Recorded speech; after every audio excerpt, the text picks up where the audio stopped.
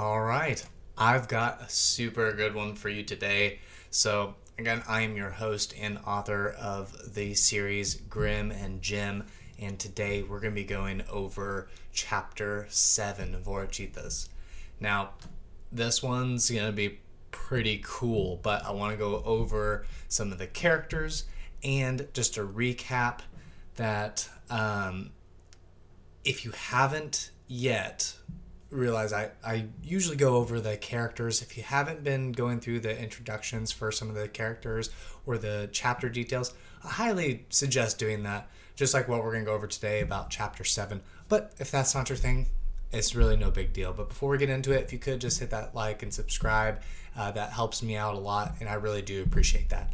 So, like I said, chapter 7, Voracitas. I'm getting excited because this whole chapter, kind of like in chapter 3, is pretty much a whole fight scene. There's some drama, pretty epic drama, but for the most part, for those fight scene lovers out there, this is going to be right up your alley. So I am your host and author, just to reiterate that, Connor Barvet, and let's get into it. So just a small recap.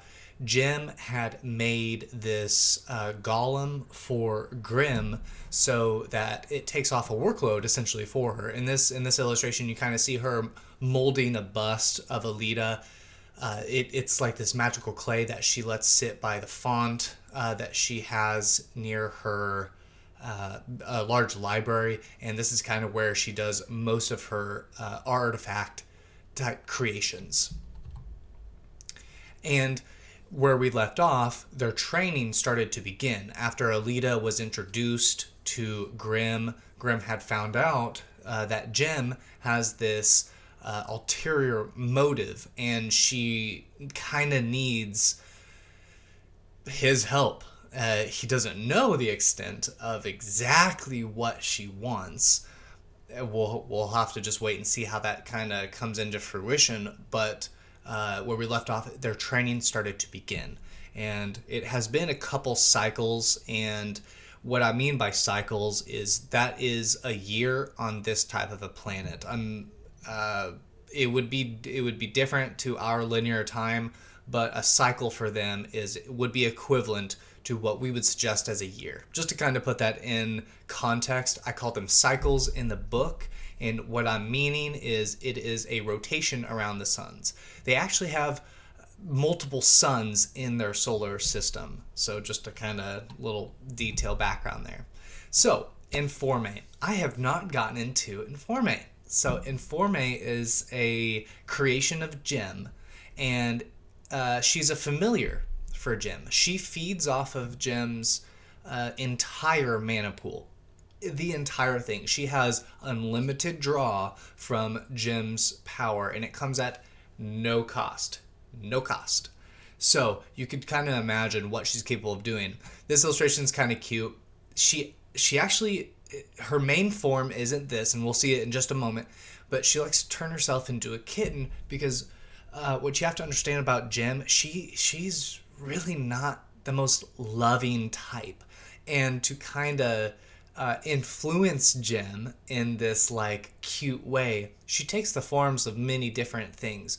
A ferret, she likes to turn into a little tiny ferret and be playful with her, kind of manifesting playfulness and trying to draw the joy back into Jim.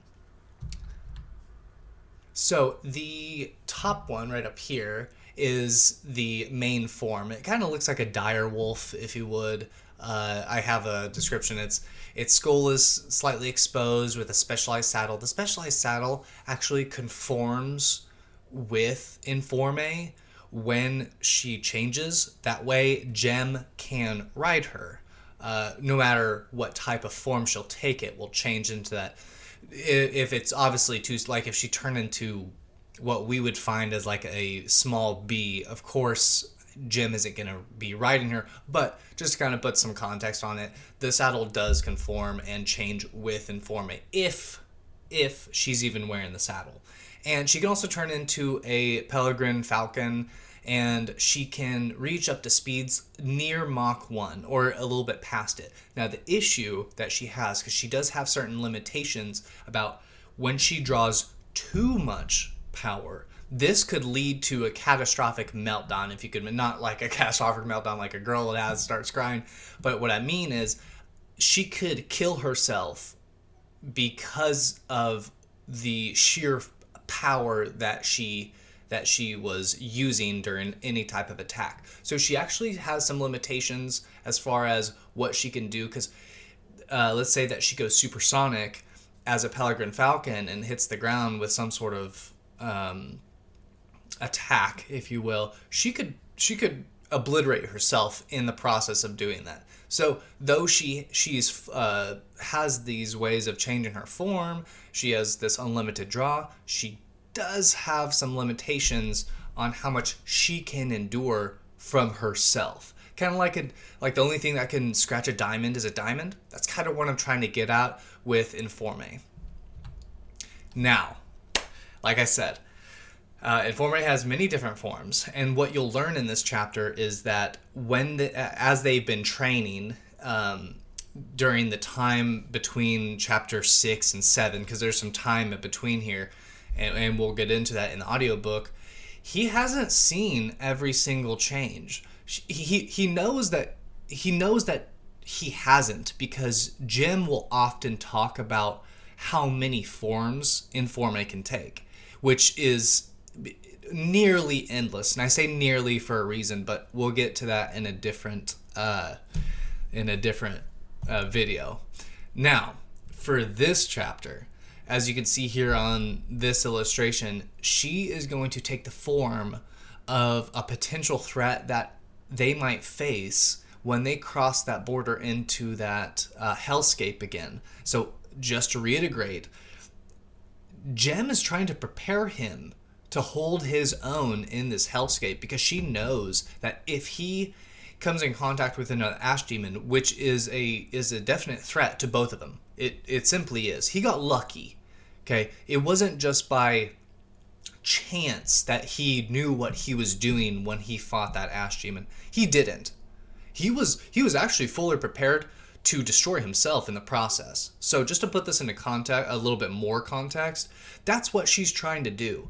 Again, he doesn't quite know the extent of what Jem's trying to do. He just knows that his sister needs some help, so he's gonna help. Right? So this is the form that Informe is going to take in this chapter, and you'll just have to kind of wait and see of why. Why is she taking this form? And Alita's starting to experience transformations. So, pretty excited for this. Like I mentioned before, Jim had created Alita with the intentions of her going through transformations, because that's where she needs Grim. Grim actually has the ability to go through that same type of transformation. He just doesn't know it. He doesn't know it. So she's trying to put pressure on the situation, so it forces him to experience a transformation. And this could be a transformation of multiple different ways. But what I was trying to go for in my writing was a little transformation. Yes, the character of Grim does experience mental change, but he's going to experience a physical change as well.